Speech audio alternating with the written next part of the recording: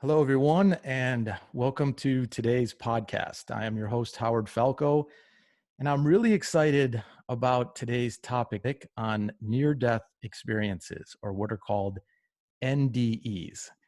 And let me explain a little bit about why I'm doing this topic and why this subject is so interesting to me, and actually how it's related to mindfulness and self-empowerment. So when I went through my personal experience, when I had this expansion that opened up all this insight and this incredible understanding, one of the keys that I learned was that there is no end to life. It was a really, really profound knowing that I had. And the cool thing about it was, with a knowing, is that you no longer have to question it anymore. It just is something that you understand is. And this understanding that life doesn't end allowed me to take this incredible collective breath and just calm down and relax and know that my existence and my awareness and my consciousness never ends. Now, does that mean we don't grow old in this material existence? No. Does that mean things don't change and we have to face challenges? No. But as far as worrying about life and the experience itself ending, that was relieved from me in every way, shape, and form. And it had a really, really profound experience on my sense of self-awareness, on my mindfulness in everyday life, on the way I looked at things. And so I thought it would be really cool to talk to two experts in the field and bring them in and ask them some questions about it and get a deeper understanding of what is it that lies beyond. What is a near-death experience? And how many people have had it all over the world and had these similar experiences, and how cool it is to understand and open your mind to that idea. So today I have two guests. My first guest, I'll introduce her. Her name is Nancy Rynes, and Nancy is a leader in teaching the wisdom of near-death experiences, or what are known as NDEs. Living a life of peaceful awareness and developing our inspired creativity. Known for her fun, lighthearted, girl-next-door demeanor, Nancy shows others how to live a more conscious, joyful, and spiritually inspired life. As a scientist and corporate trainer for over 2 decades, Nancy aligned herself with the skepticism prevalent in so much of the scientific community today. But one morning, as she was training for a cycling event, she was struck and almost killed by a distracted driver. This led her to have an NDE that changed her life and opened her heart and mind to a greater reality. Now Nancy is an avid spiritual seeker, as well as a practitioner of compassion, kindness, contemplative prayer, and mindfulness. Drawing on the transformational wisdom she earned during her own NDE, she enjoys teaching others how to live a more peaceful, centered, and self-actualized life. Her book, Awakenings from the Light, dives into these and other topics, giving the reader concrete examples of how to allow spiritual wisdom to transform our lives. She's been a featured speaker on the Today Show and at the IONS annual conference, the Shifting Your Reality conference, and with Eben Alexander at the Vail Symposium. Nancy, welcome to the podcast. Thank you. I really appreciate you having me on the show, and I'm excited to talk about this. Yeah, it's going to be a lot of fun. My second guest, his name is Jeff Janssen, and after almost suffering what is known as the widowmaker heart attack at the relatively young age of 42, author Jeff Janssen sought answers to life's biggest questions, like, who am I? Why are we here? And what happens to us when we die? His close brush with death put him on a serious quest to discover solid and soul-satisfying answers. Jeff's research led him to the stories of near-death experiences, and after studying over 2,500 near-death accounts, Jeff took all that information and synthesized their findings into the 10 life-changing lessons from heaven, the name of his book, so that he and others could benefit from their profound wisdom.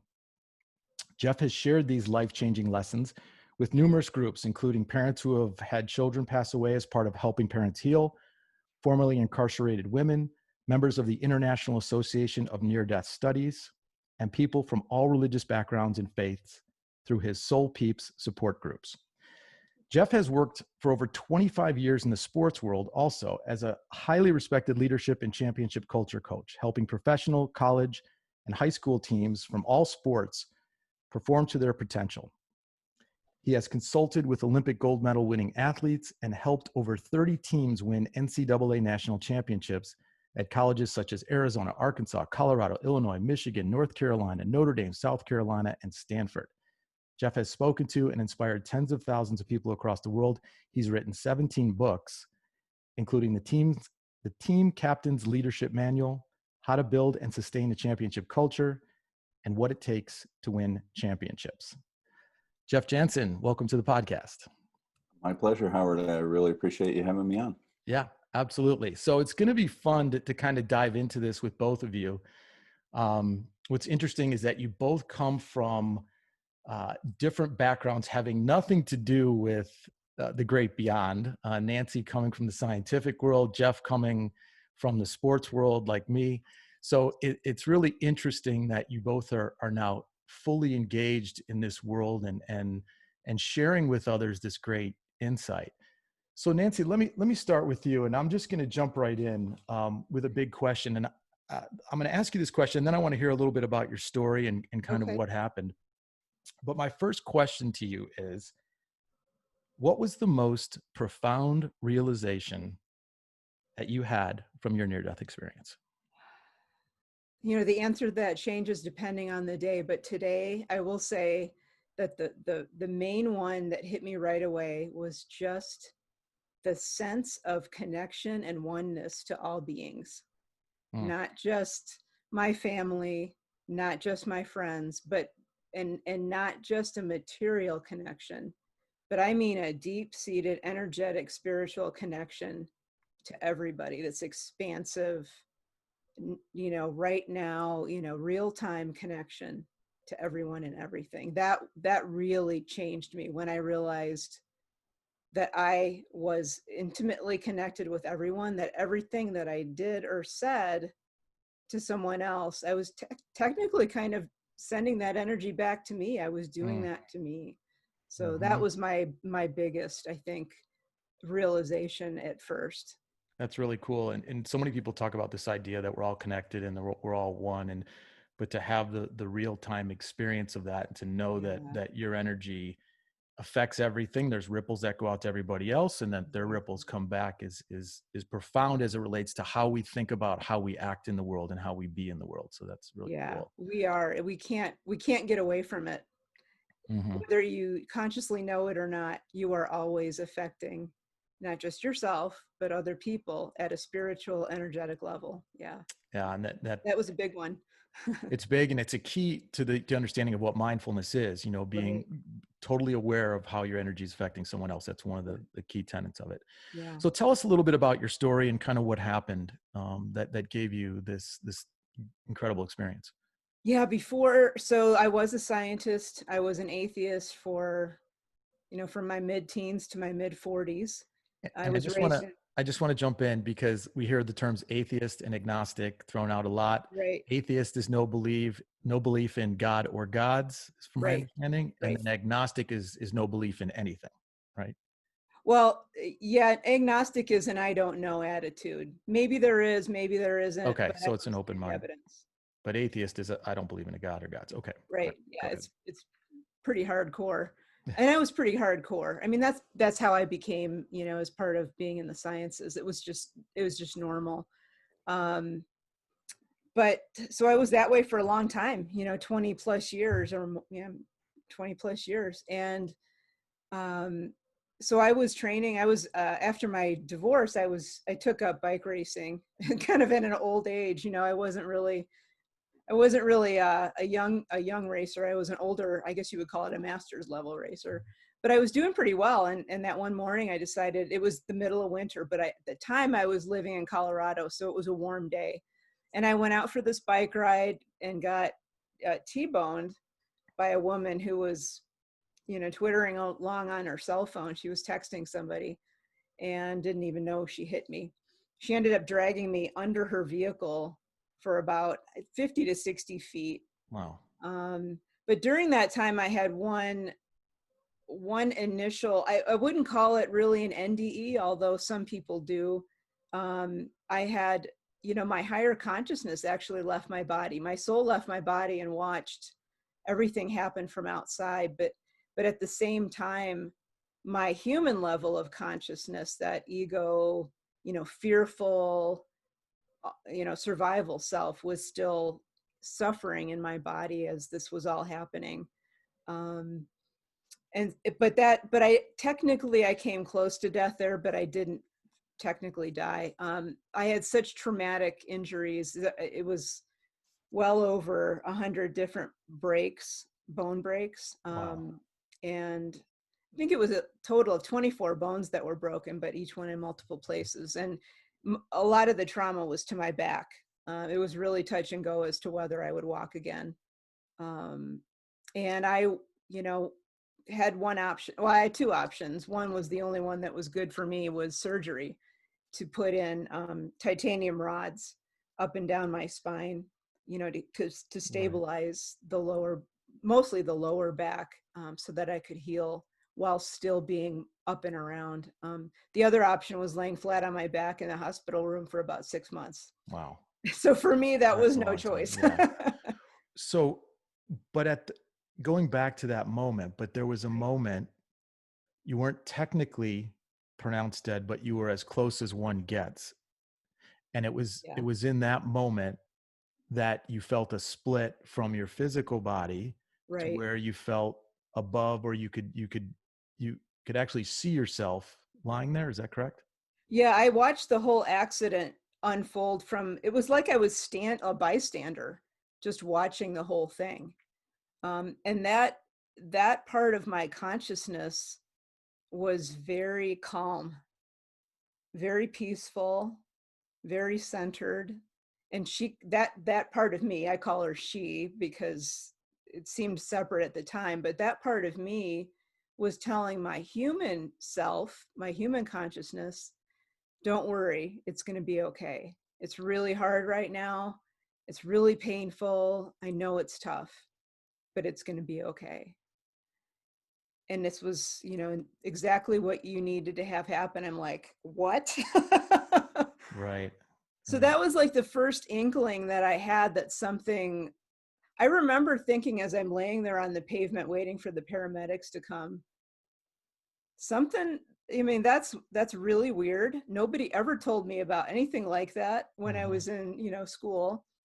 And I don't know what that was, but there's something profound in that. And then the real NDE happened a few days later when I was in surgery and went into cardiac arrest. But that was like my precursor. So That you was got a peak of kind of the separation of, let's call right, it the spirit or the soul from the body. right. Look at yourself. Okay, I'm sorry. Then take it from there. You had to make the decision to have the rods put in. Is that? Yeah, it wasn't really a decision. I mean, it was a no-brainer for me. I couldn't imagine.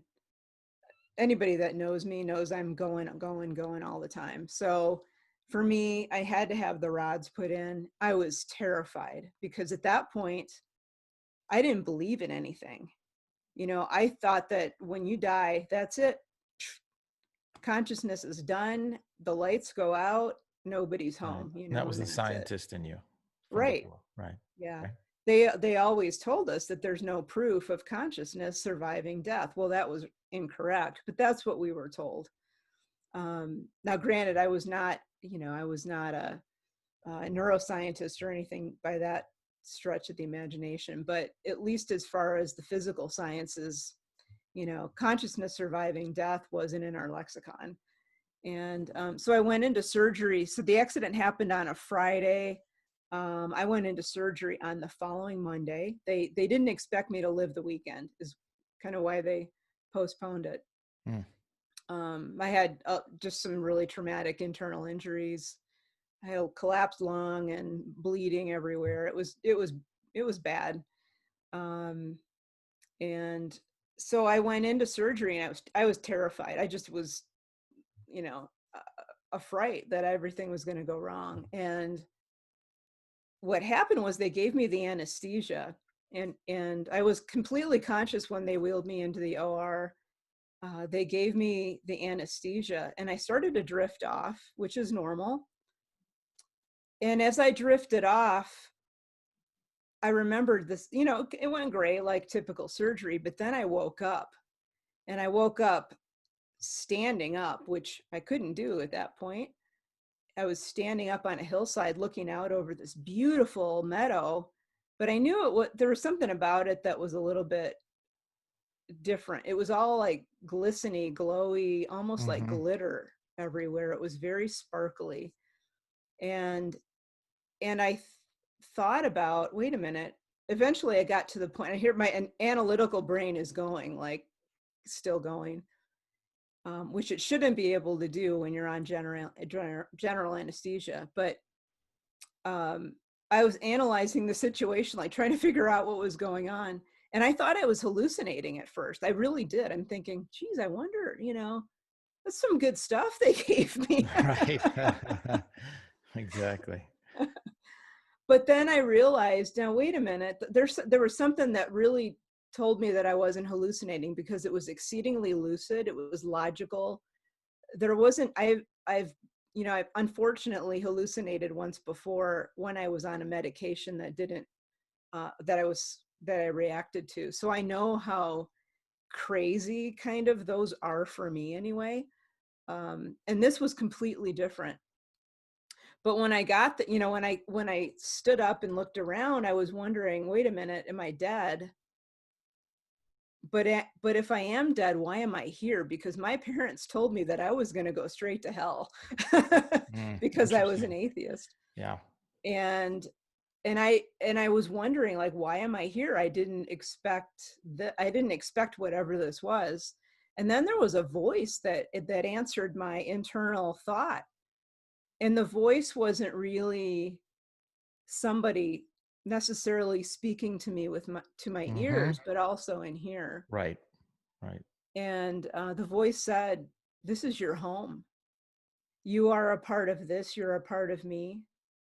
Welcome home." And it was an amazing, like, wave that hit me of the biggest amount of acceptance and love that I couldn't even imagine that amount of acceptance and love and welcoming. Like, it still makes me cry when I think about it. Like, Mm-hmm. here I am.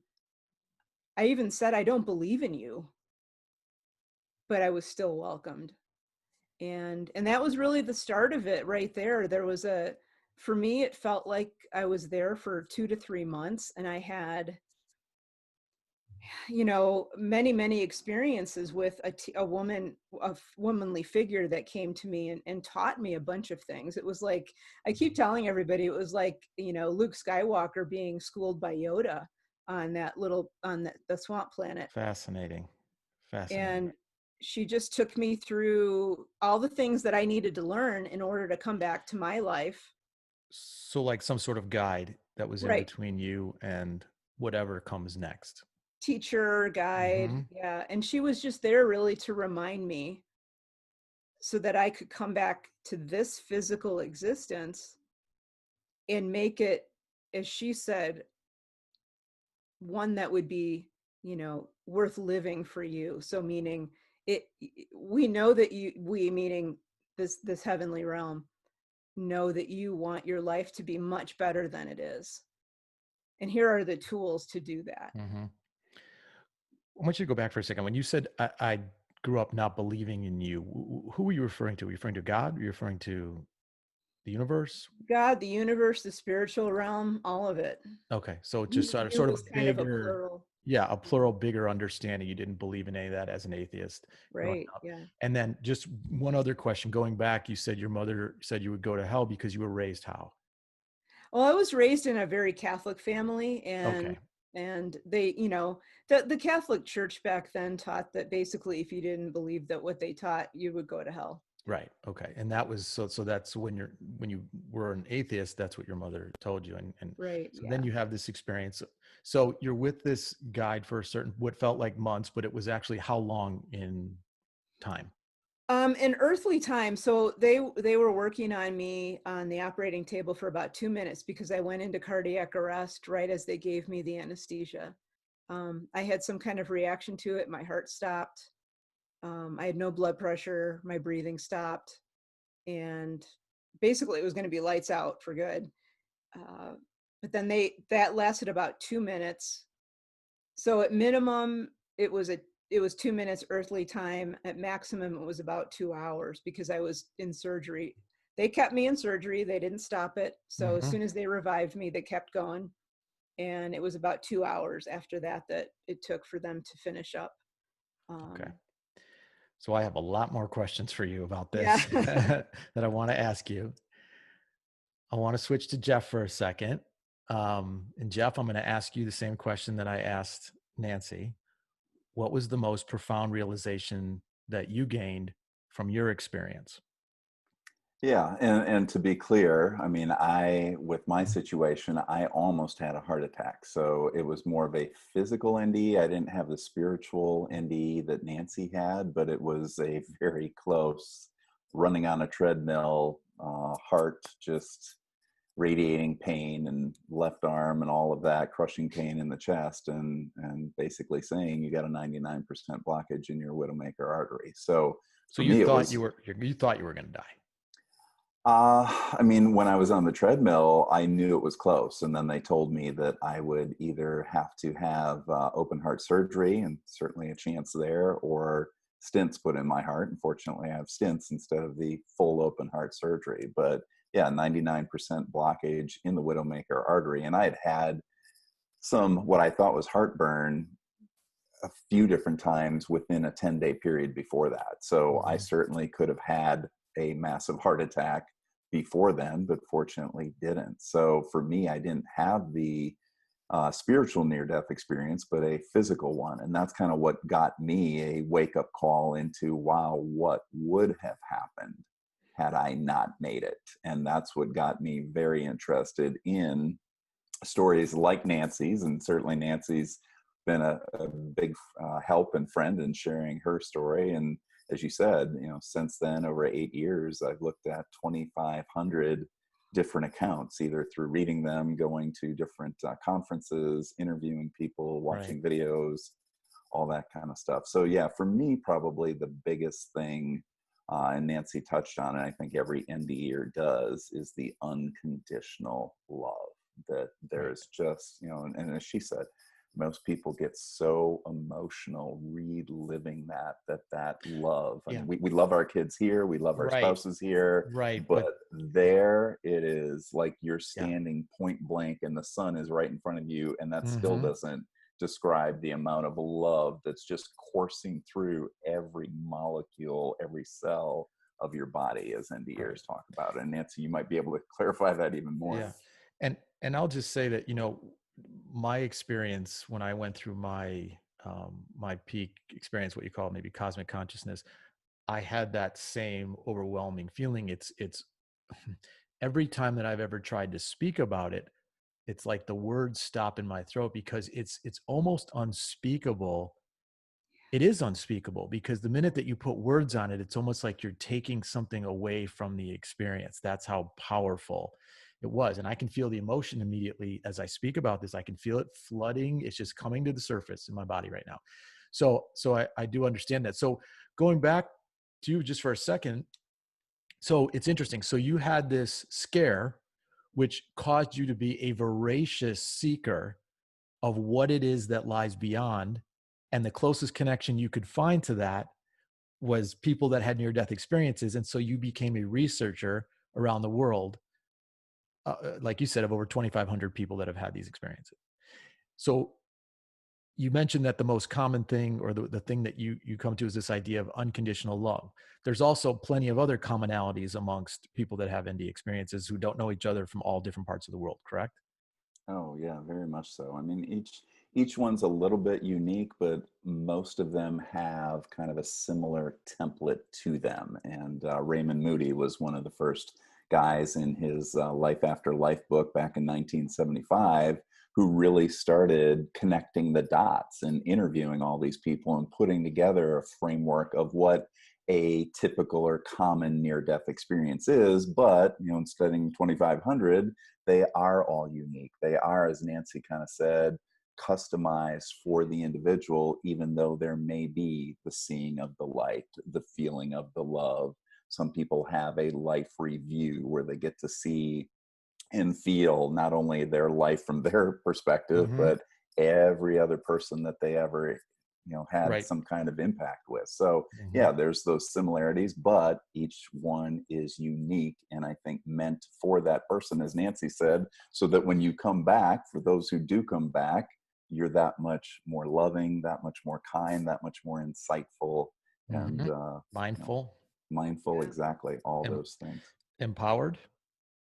for sure. Yeah. Absolutely. Okay. So again, that's why this is such a key thing when it comes to the idea of self-empowerment, to be able to open your mind to this idea, at least entertain and contemplate the idea, listening to other people who've had these experiences. Again, I think it can just truly help relax you to one of the biggest fears in life. And it has just this profound impact on how you treat every experience of your life, from a creative to a relationship, business, everything.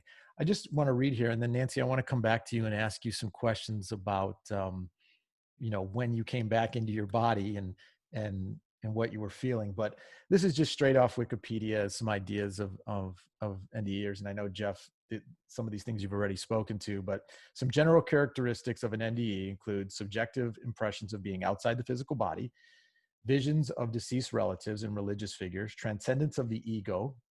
NDE researchers have also found that uh, uh, the NDE may not be a uniquely Western experience. Commentators note that several elements and features of the NDE appears to be similar across cultures, but the details of the experience, the figures, being, scenery, and the interpretation of the experience varies between cultures. However, a few researchers have challenged the hypothesis that near-death experience accounts are substantially influenced by prevailing cultural models. But yet some things are not connected to cultural models. And then some of the characteristics here they list are: time speeds up or slows down, thought process speeds up, a return of scenes from the past, a sudden insight or understanding, a feeling of peace and pleasantries, a feeling of happiness and overwhelming joy, a sense of harmony and unity with the universe, confrontation with a brilliant light, the sense of feeling more vivid, an awareness of things going on elsewhere, as if by extrasensory perception, experiencing scenes from the future, Yeah. a feeling of being separated from the body, um, encountering a mystical being or presence, or hearing an unidentifiable voice, seeing spirits, and coming to a border or point of no return. So Nancy, I want to come back to you on that. Are a lot of these things that you experienced? Right. Yeah, they are. I want to just make a quick comment on one thing. These experiences have been reported for many thousands of years. In fact, form the basis, from what I can tell, of the shamanic practices in a large part of the world. So this is nothing new. Mm-hmm. People have used them in different ways in different cultures, but it's not new. But for me, what I experienced, most of those things, like the knowledge that time as we know it here Mm-hmm. doesn't really exist at that Right. level. I had an opportunity to see future events, not just for myself, but for the world. And got some predictions that came true. And that was like another one of those, holy cow moments. That stuff was real when it really happened. So that kind of thing happened to me. Certainly that sense of seeing the boundary. I knew there was an energy. It wasn't really a place. It was an energy level past which I could not go until my body fully died, until that connection was completely severed. So there was something that was held back that Right. was not going to be released. And I wanted to go past, So trust you me. knew there was more. Okay. There was Yeah, I more to did go. not want to go back to that earthly body that I Yeah, that knew. was the other thing is I know somebody that's had a really profound NDE, and she said that she did not want to come back. She Yeah, wanted to stay there. The feeling, she has no fear of death whatsoever now, but she yeah, was told that it wasn't her time. yeah. Same with me. I was basically kicked out to come back. Yeah. Okay. That's You know, interesting. yeah, a lot of that stuff really applied to me. I had a life review, like Jeff alluded to. I didn't know that's what it was at the time because I didn't even know that such a thing as an NDE existed back then. So I didn't have the concept of what all the little pieces and parts of an NDE should be. So I had what I now know as a life review. I had that sense of, like I talked about earlier, that oneness with Mm-hmm. everyone and everything, to the point that I could tell what my guide, and eventually there were other guides as well, other teachers, what they were trying to communicate without even opening my mouth. I could hear their thoughts in my heart and their feelings. So there was a level of communication that we can't replicate here in the physical. It's just different. It's beyond telepathy. Maybe the closest way of explaining the experience is like when you try and tell someone what it's like to have a baby, that hasn't had one before.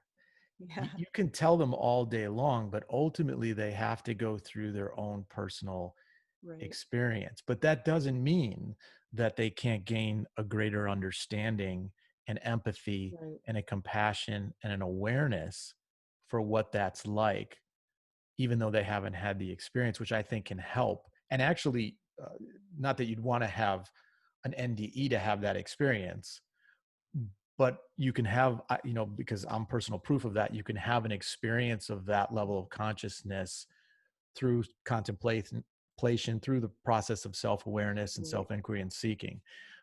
So it's really important to offer that insight and that knowledge, even though you can't fully give it to them until they have it. So it's interesting. So were you talkative about this when you woke up? Were you like, oh my gosh, you're not going to believe what I experienced? Like, what were you thinking when Well, you? when I woke up in the recovery room, I kind of scared the nurse, and because they called the anesthesiologist in to me because I woke up screaming, like immediately out of anesthesia. I was screaming to go back, and I kept calling out for my teacher.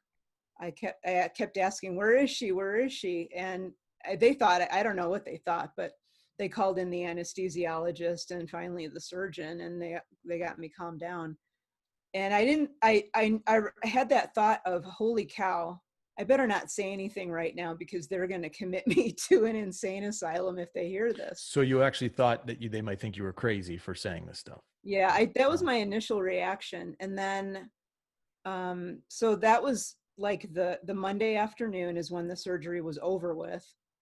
And then Tuesday morning, one of the hospital chaplains walked in and into my room. And by that point, I had always refused. I mean, I had put down on my orders when I came into the ER, I don't want to see a chaplain. And so they had respected that, up until this point. Didn't have a chaplain come in because I told them I was an atheist and didn't believe in that stuff. So they didn't have a chaplain come in.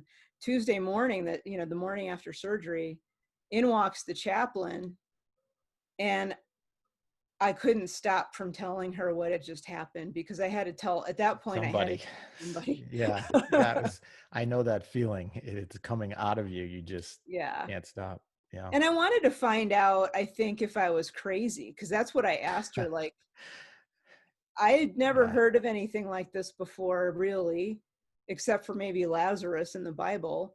And I wanted to find out if I was nuts. Like, Mm-hmm.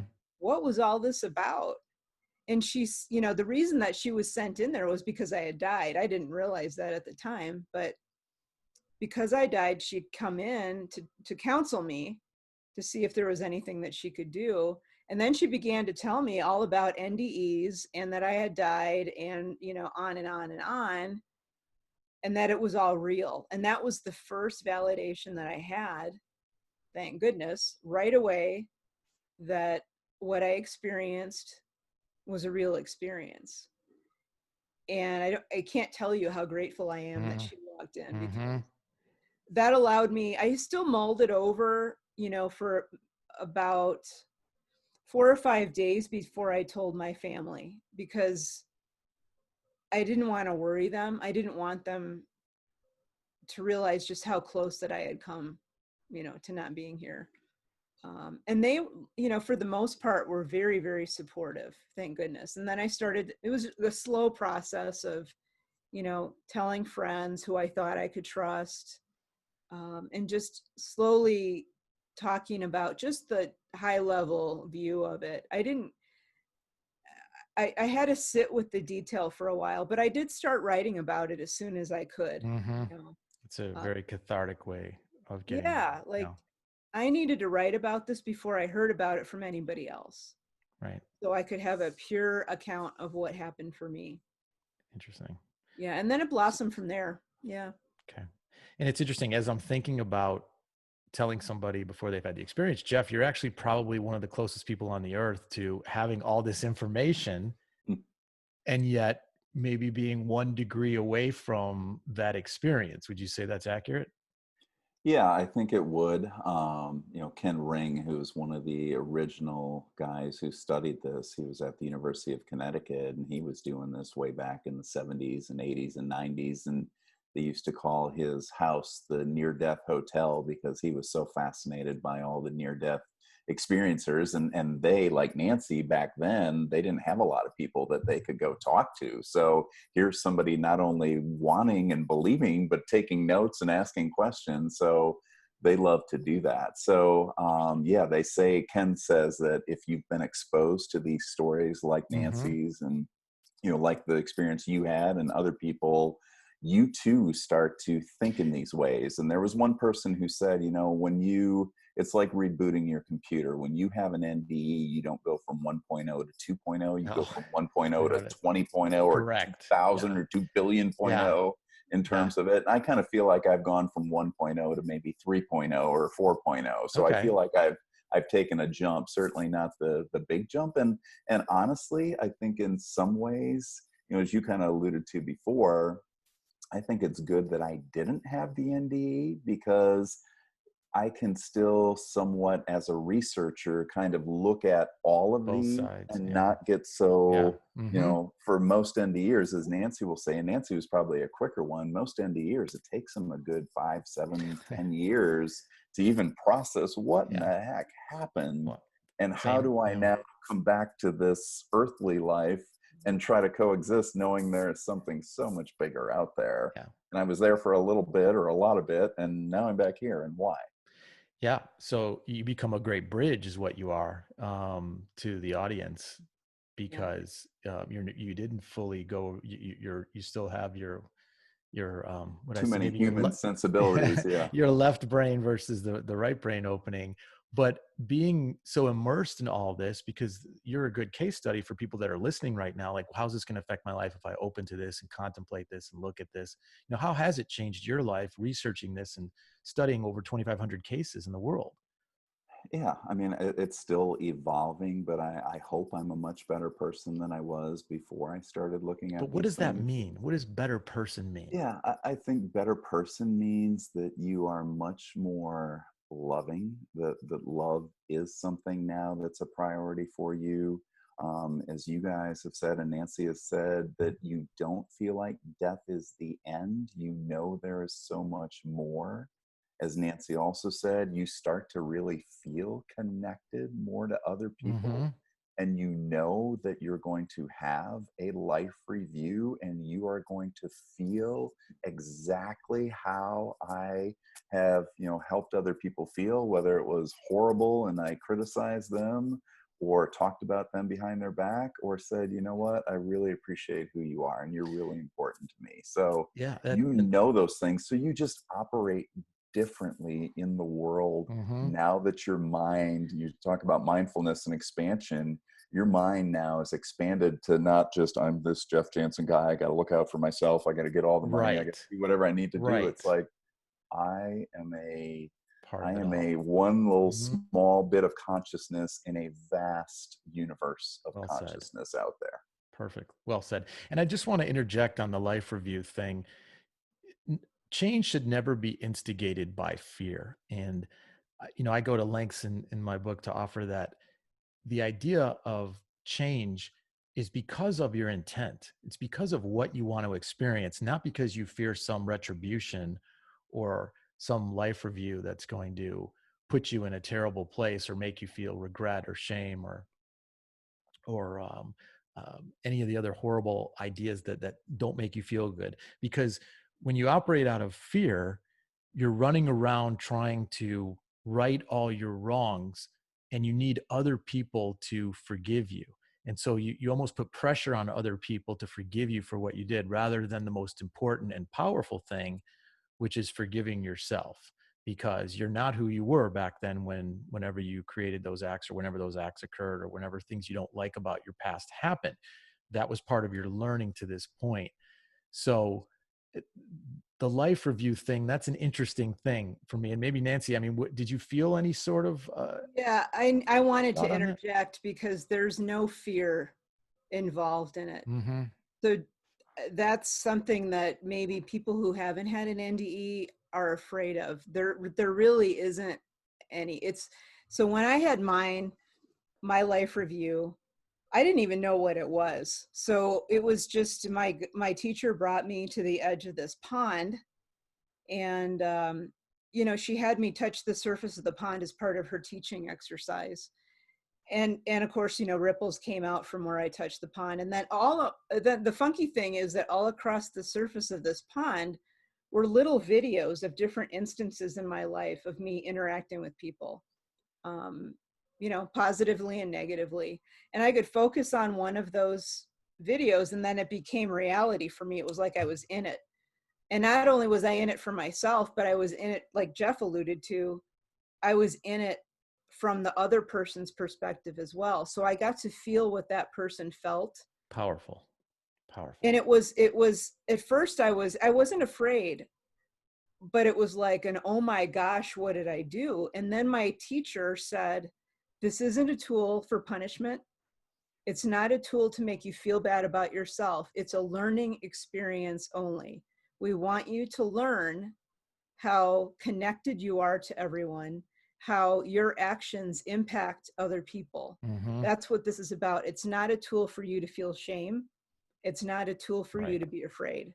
It's a teaching moment is really what it is. Mm-hmm. And it was probably, out of everything, as far as a lesson, the most powerful lesson that I had during my, what seemed like 2 or 3 months there, because I got to feel my interconnection with everyone, and then viscerally experience how I showed up in my life and how that affected someone else. And that allowed me to have that awareness of how I showed up in my life and in each moment, and then shift that to something more positive. And that is really powerful. And to me, that's one of the keys of self-empowerment, and the keys of mindfulness, and how it leads to a more powerful way of creating. Because the more you can connect with somebody, the more you can meet in your intents, and they understand you and what you want and what they want. And it allows you to work together. Again, whether this is in business, or whether this is in relationships, or whether this is in team sports. On an individual sport, you don't have to worry as much, but even though there's different aspects of that can help on an individual sport, but in team sports, or just in general with your state of mind about the world, because there's less judgment and there's less anxiety about the way other people are acting, because you have a greater understanding. So that's a powerful aspect, powerful aspect of it. So Jeff, how is this, coming from the sports world, right? Here you are now, an author, and on the other side of your life, studying NDEs. How does this affect what you do from a culture coach and as a championship coach? How has that impacted you? And I say this knowing myself, as I just had a birthday. I'm a Gemini, so I live in these two worlds, right? I'm a sports mental coach where I help people excel at the highest levels, or people in business or relationships, but also then I love to dive into the deeper spiritual aspects of life. So how has this affected you? And another question that I'll ask you, I want you to answer them both, is what was your upbringing and outlook on the world prior to diving into the spiritual end? Yeah, I mean, I'll start with that one first of all, and you might have to remind me the other question if I get too engrossed into that one. Okay, But sure. similar to Nancy, yeah, very Catholic upbringing, and was the mass server, and went to church and confirmed, and actually went to a Jesuit college as well, and grew up in Wow. an area that was probably 95% Catholic. So that's pretty much all I knew at the time. And when I went to college, I ended up taking a course that looked at the Bible more like a newspaper of the times rather than this divinely inspired text. So that's when I started Hmm. to maybe broaden my view of the world, and then it probably drifted, somewhat. I, wasn't going to church quite as much, and probably got to a point where I thought if there is a God or source or something, maybe he just winds up the world and we go do our thing, and then maybe we go back there at some point. So, pretty unsophisticated view of it. But yeah, when this experience happened to me with my heart, and at 42 years of age, and an 8-year-old daughter and a 10-year-old son, and Wow.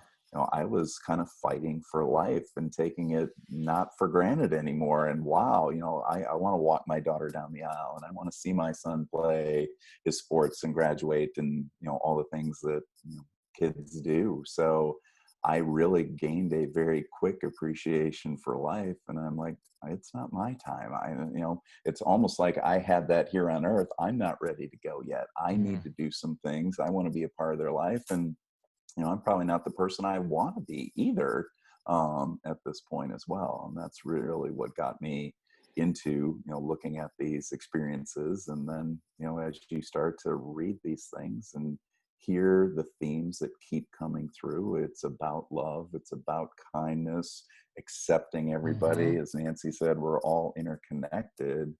You do start shifting from this, ego, materialistic, earthly, grudge keeping mindset, and you start trying to be a better and more loving person. So, as you kind of said, then with how does that influence what I do? Right. I try to take a much more expansive view that, yeah, championships are great and rings are great and wins are great and all of Hmm. that, but what I've always done is tried to look at, if I can empower people, you're talking about empowerment, if I can teach them ways of looking at the world, and ways of managing their mindset, and ways of leading other people and creating a culture that people want to be a part of and look forward to thriving in, then when these people's careers are done, whether it's at the high school level or the college level, they're going to have 40 or 50 years where they're going to be leading a family or leading a business or leading a That's nonprofit. great.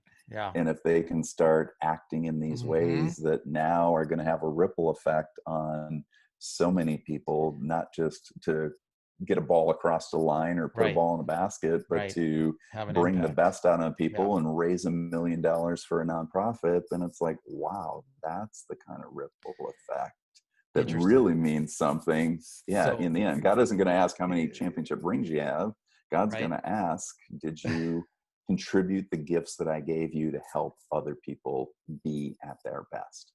Right. Did you humble yourself enough to be able to, right, to use things, not to use what you're right, the gifts that you have to empower other people, because that's why you were graced with those gifts, to be able to help other people in the world. So that's really interesting. So it really has taken leadership to a whole new level, basically, by studying all these people that have had these experiences and gotten this grace and this insight and this wisdom from an expanded consciousness, and then bringing it in through crossing over to the other thing that you do with your life with athletes. Right. Interesting. And and and I've found that there's a direct connection between anything that you're trying to create in the world and an expanded awareness. And a limited awareness will only take you so far in the creation of what you intend. Because again, this is my personal experience, but the universe is about the expansion of awareness. And so in order to move forward, you have to be able to open your mind. I think it was Billie Jean King's quote. She said that the biggest key to being a champion is self-awareness. And so and self-awareness, the awareness of the self to me is the awareness of the world. The more you understand yourself, the more you can understand the world. Would you agree with that, Nancy, based on what you Yeah. learned about? Yeah. And not just self with a little s, not just the human self, but that higher self that we all have. And that, that leads us into, that was basically the biggest gift that I've had. It took me a while to get to this point where I incorporated all of those gifts that I was given and taught into, it was about 3 years after my NDE when I had that synthesis where it was like, oh my gosh, everything came together. My awareness expanded on a daily basis. And it was like a night and day flipping the switch. So like a All of a walking sudden. meditation, right? Right. Yeah. So now my life, in fact, I've had some of my students say, well, you don't actually really, you teach mindfulness, but it isn't that you teach it. They say you live it. I'm like, yeah, that's There you just go. how it is. That's how I am from moment to moment. And that, it's a very peaceful place to be. And that's what I teach people now is some of the things that I learned can be taught. And with practice, like you alluded to earlier, Howard, you can expand your awareness a little bit at a time. Right. You won't have that, perhaps that huge. You might, but You you might. always have to stay open to that. That's the Yeah, whole you idea. might. But But you just don't keep have. going. You You don't don't know have to when be it hit. could happen. Right. Yeah. You don't have to be hit by a truck, though. You Right. don't have to go Exactly. through the trauma. Well, correct. And that is a huge understanding that, which opens the door up to so many people. Well, I don't want to go through that to get that experience. And You don't have to. the basis of my work is you don't have to. And you don't even have to go through like a deep, deep tragedy. You just have to be insatiably curious, Right. open-minded, and keep building that sense of feeling worthy. Yep. Yeah. And you just have to keep after it. You can't just be complacent and just let it, let somebody else do it for you. There is no one else is going to do it for you. You have to take the initiative and work on it. Yeah, you have to want it. You have to want You have it. to want it. And from my personal experience, that's what I wanted more than anything were answers to big, Right. big questions. And probably in some way for your life, and maybe you can tell me, were you were a scientist, you had to be curious about life prior to your experience and looking for answers in some way. That's the, if anybody that goes through at least the master's level in the sciences, you have to be curious. Well, at least you should be. I'm not going to say have to be. And open-minded. Right. You should be both. There are a lot of scientists who are neither, or who have one and not the other. But you really have to be curious and open-minded and enough to just keep asking that question. So, what's this all about? What does this mean to me? How can I make this part of my life? How can I use this gift that I was given or this teaching I was given to improve myself? How can I then turn that around and help other people? And wow, isn't that cool that I can? And isn't it cool that we're not just this physical universe? This is just a small, tiny little bit of the universe. And that's so exciting because it gives you, like I said, you're allowed to take this collective breath and say, okay, I can stop putting so much pressure on myself to have to get all this done, or time's running out, or not that you don't want to create and not that you don't have an intensity to what you're creating and a love of it and a passion for it, but you can do it without the fear. Right. That's what really lubricates the whole process. Right. Fear slows it down and creates friction and is destructive. So fear can really, pull the rug out from underneath of creativity and creation. Exactly. It can really stymie people, but it's really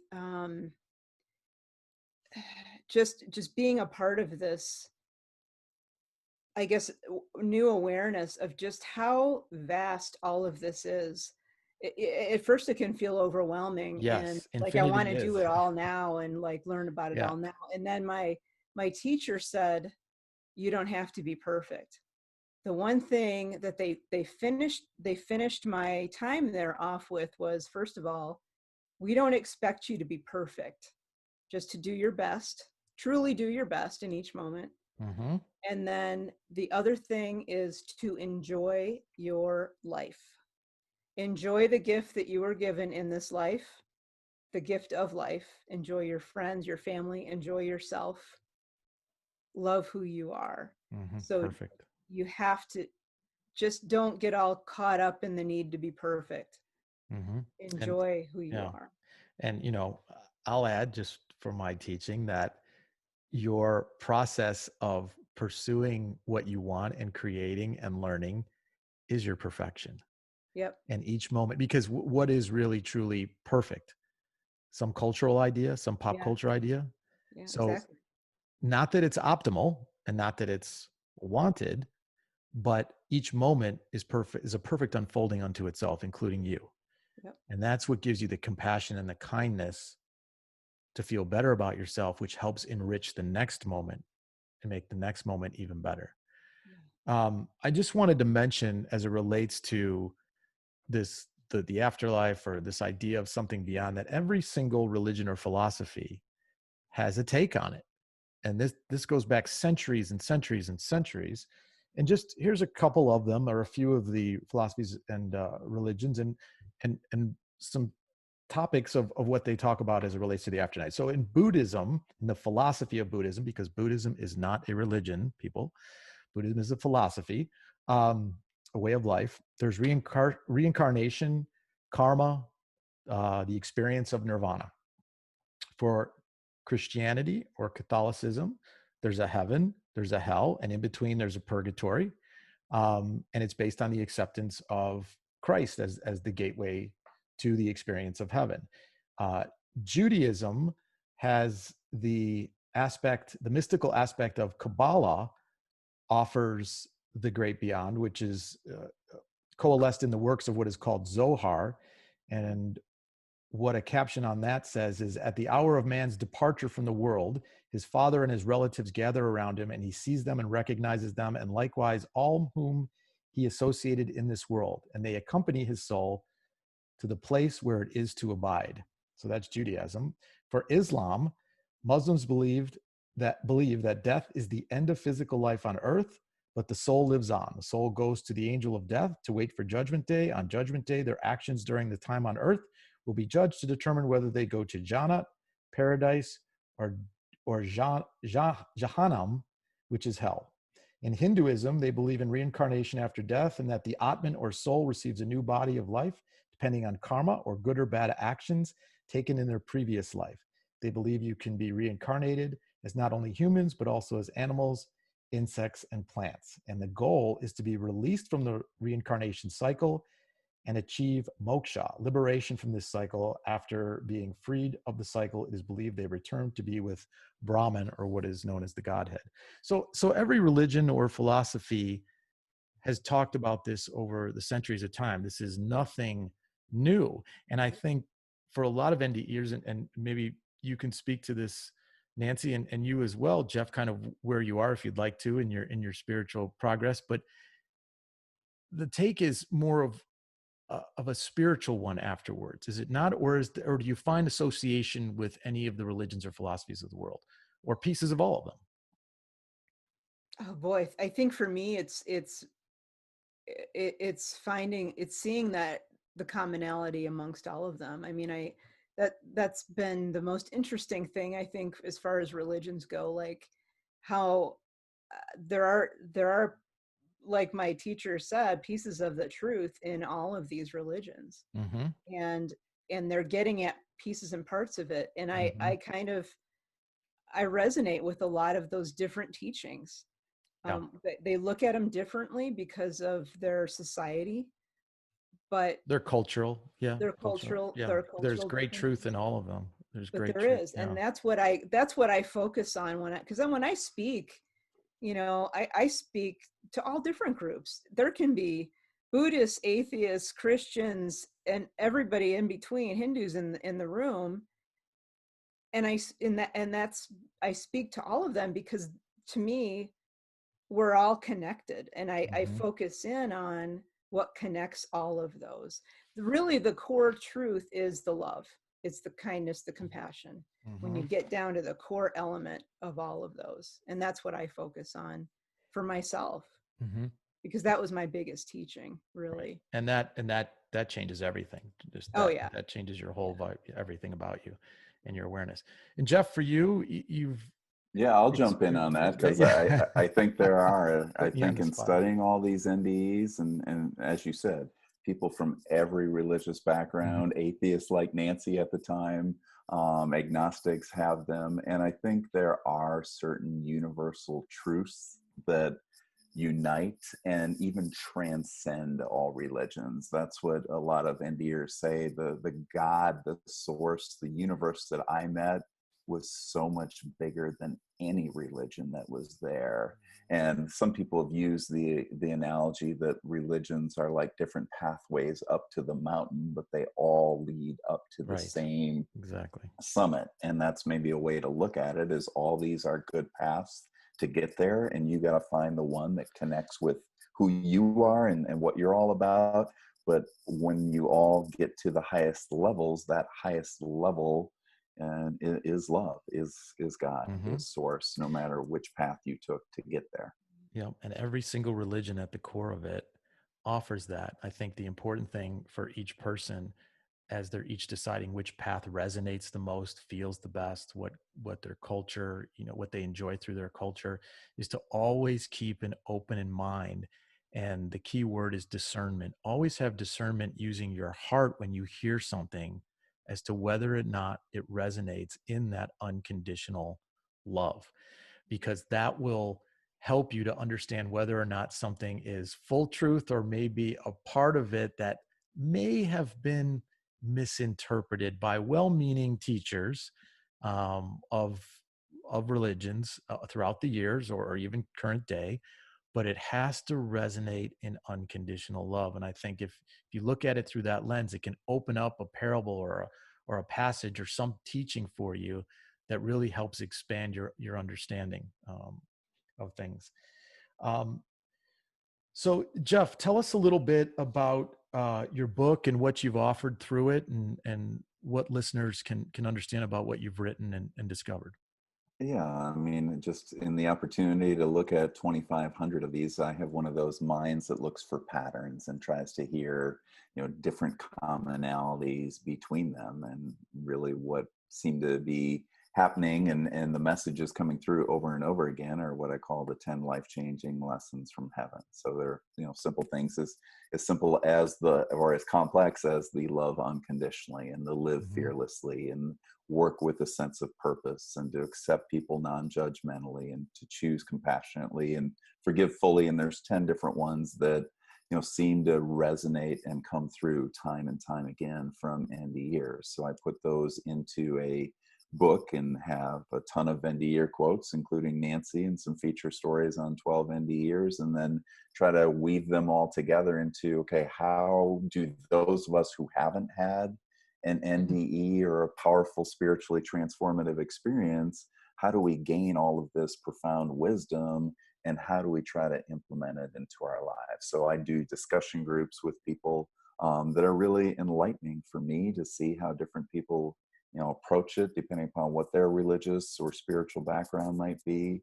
And then we try to apply these things. We try to apply these universal truths in everything that we do. So it's just a way of one person said, of doing life differently. And I think she nailed it, is that most of us as humans, we're in that rat race and we got to get the corner office and the big house and the great looking car and the 2.5 kids and the dog. And that's our ladder of success that we're climbing up. And then we get to the point, whereas I think Thomas Merton or somebody said, you know what, we realized that ladder that we had strived so much to climb might actually be up against the wrong wall. So maybe we start shifting and looking for a ladder of significance rather than success. And that's really what has probably been the adjustment or the perspective paradigm shift that I've gone through, is trying to expand my definition of what really success is. Even though the world and Madison Avenue and all the marketers tell you it's one thing, you kind of find out that's pretty hollow. I think it can enrich the process for everybody. You can still experience so much of what the world says it is, but in a whole different way, and in a way of giving back, in a way of enjoying it rather than, like you said, than just racing after it. We've gotten Right. into a world, especially in the Western world, of, crabs in a bucket, stepping on each other to try and get out. And it's really caused a lot of issues and a lot of problems. And so to open our minds to this, to come to a greater awareness and understanding of each person and see the we rather than the I, or the me, we rather than the me, is really going to be how I think our species evolves going forward. Nancy, I want you to tell me a little bit about your book as well, but I wanted to ask you a question for maybe a listener that's had a loved one passed on. What can you offer them about the experience that you had that would add some comfort for them? Oh, honestly, the experience itself of death, and I've had another NDE after that one. It was a couple years later, a few years later. Well, wait a minute. You So had I've gone after through the one on the operating table, you had another one? Yeah, I had pneumonia a few years later and died in the ER there. Um, So you've been clinically pronounced dead twice? yeah, Wow. yeah. Okay. And the second time was really brief. Um, and it was really more of but up until that point, I was still a little bit, I'll just say I was a little bit angry that I was sent back here still. I was coming to terms with where I was. And I felt like I had been sent back here against my will, even though I knew that I had chosen this path potentially before I was born. But I had gotten pneumonia, went into the ER. They saw that my right lung was basically, non-functioning. It was, full of fluid, not working. And then part of my left lung wasn't working. So I was in pretty tough shape, and the nurse went out of the little ER room that I was in to go. I don't remember what she was getting. I think stuff to do an IV or something, because they didn't even have me hooked up to anything by this point. They just had me on a heart monitor, and I just laid back, and all of a sudden everything started to shut down. It was a very peaceful, gentle death, really. I could feel my legs going numb, my arms going numb, my hearing went away. I couldn't see any longer. And then I just felt myself float up. And I was kind of hovering near the whole, that the quintessential NDE where you're hovering near the ceiling of the hospital room. Well, that was me. And I was kind of excited that, I'm gonna finally go this time. And then that voice came back and said, this time it's your choice to stay or to go. Which will it be? Wow. Quite a choice to be given. And in that moment, I had a flash of the future, and I knew my daughter was going to need me. And then I knew there was something else that I was supposed to work on, or at least I wanted to work on, a big project that I wanted to work on that hadn't even come up yet. And that if I left now, my daughter would be impacted and that project wouldn't get done. So in that moment, I made the decision in my heart, and boom, right back into my body. And I was waking up, and I actually cleared the pneumonia in just a couple hours. Like, they let me go. Wow. They were That's how shocked. powerful the mind is when you want to live. Yeah.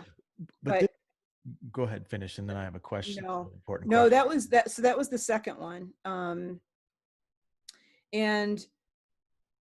And I'm like totally forgetting what you had asked originally. Oh, the comforting if somebody had just So passed away. right, Yeah. the Oh yeah, question okay. was, Yeah. So well, just for people that have lost loved ones, I yeah. mean, you bring up an interesting point. I don't know that.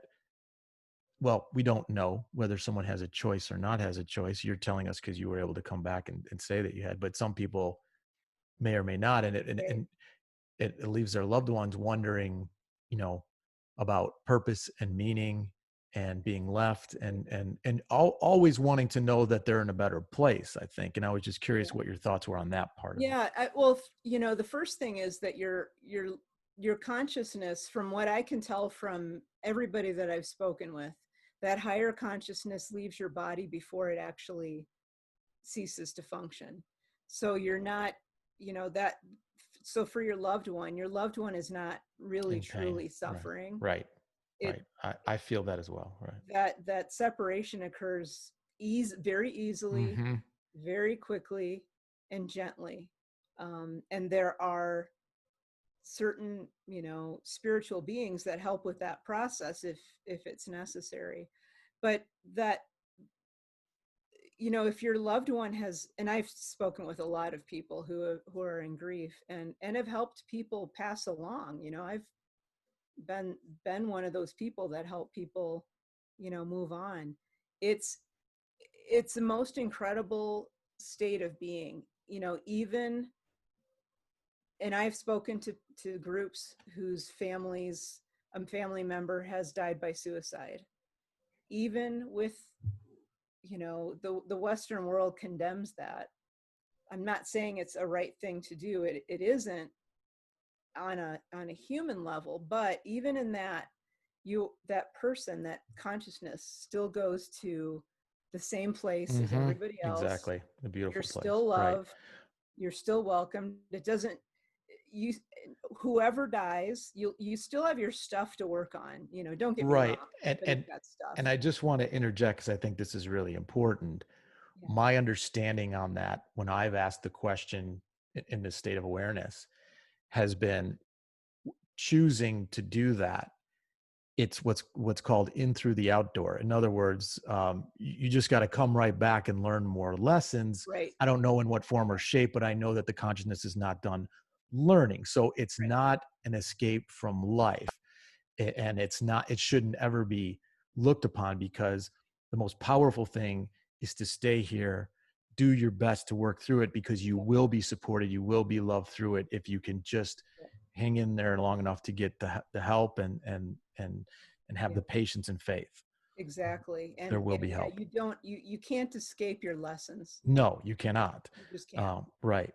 But everybody is in that same loving space and is loved beyond your ability to understand it. And in fact, that divinity, whatever you want to call it, whatever word you use, we limit divinity with our religions. This is my biggest problem with religion. We limit God by our rules about what God can do and what God can't do.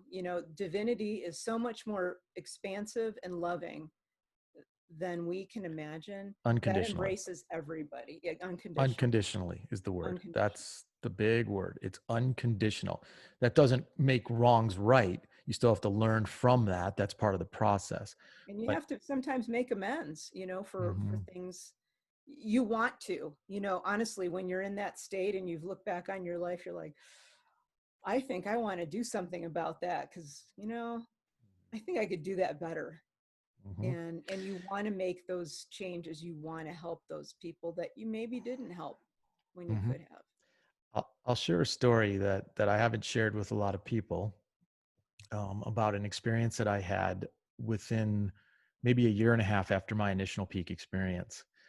And I'm offering this just if it helps and gives comfort to people that have known, for anybody that's experienced, a passing, or maybe even an unexpected passing.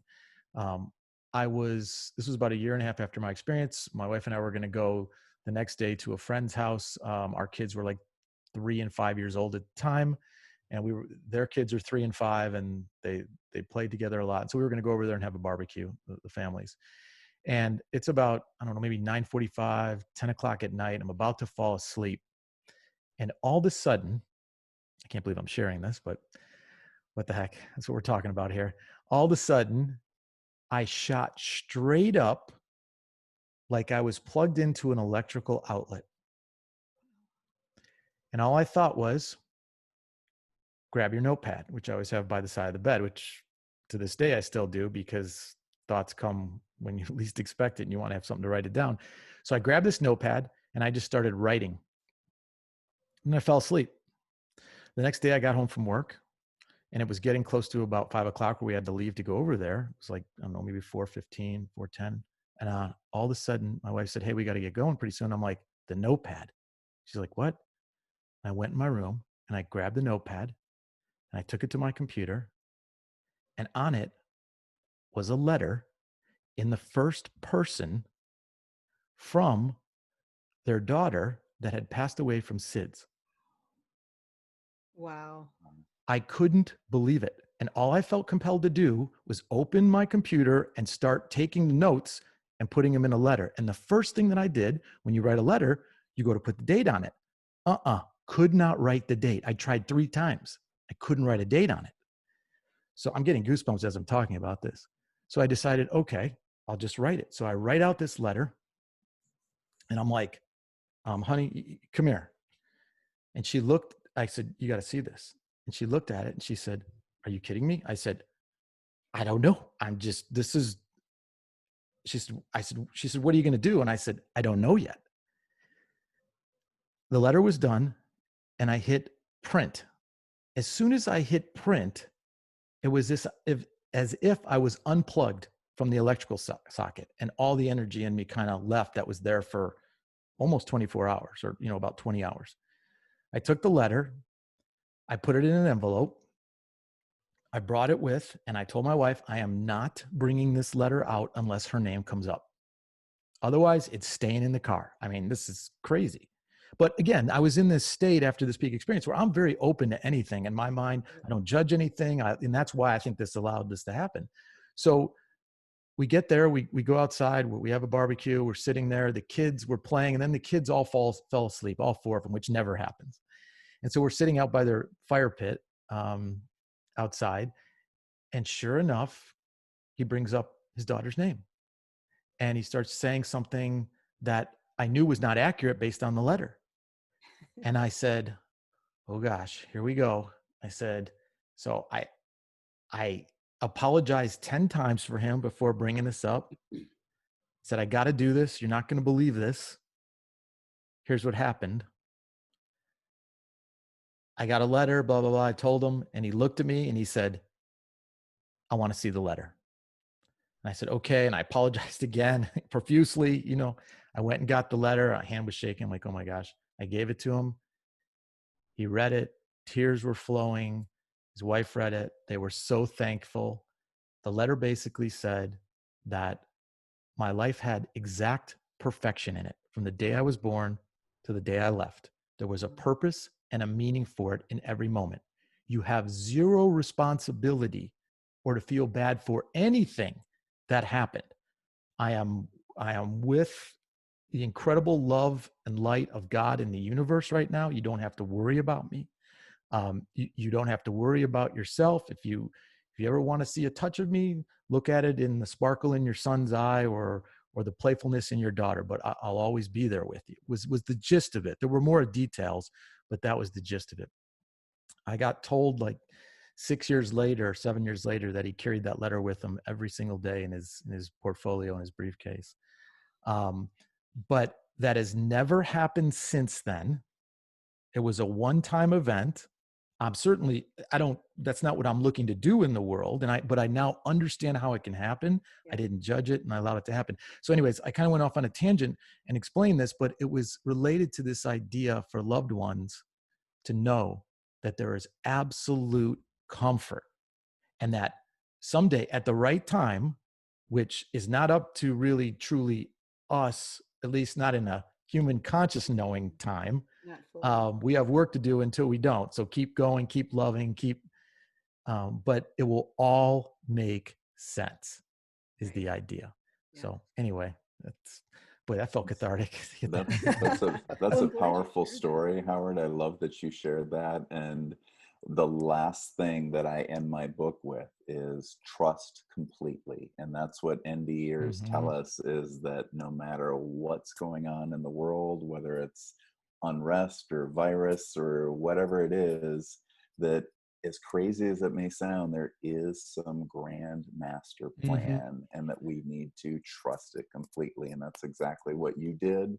And it's exactly what her dad did, it sounded like, as well too, and found that sense of peace and comfort that there's some kind of beauty and meaning in such a horrible incident. I know all of us have worked with helping parents heal, and that is something that we try to share based on our different viewpoints and all of that, to help these parents find some kind of comfort and meaning in such a earthly, horrific event of Hmm. having a child Exactly. transition, not die, but No, transition to somewhere transition else. is the perfect word. The metaphor for me has always been, since my experience, the caterpillar to the butterfly. Yeah, That is the most exactly. beautiful, perfect metaphor. This caterpillar is on the ground, inching its way along. It has to go into its own esophagus, its own cocoon, and probably has no idea what's happening. And it ends up with a completely different view and perspective and awareness on life that transcends where it was. And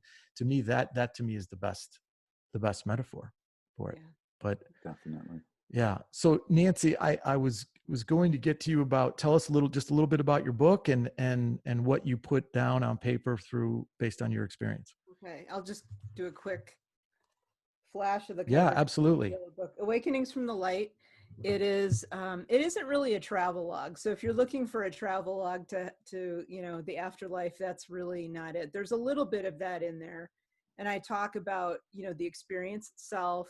I don't get into a ton of detail about the experience because I think that's going to come later in another iteration. But I go through the experience itself and then really spend most of the book trying to give the reader a sense of what I learned and the different specific lessons that I was taught, and then things that they can do to help them internalize or learn that lesson for themselves if they choose to work on that particular thing.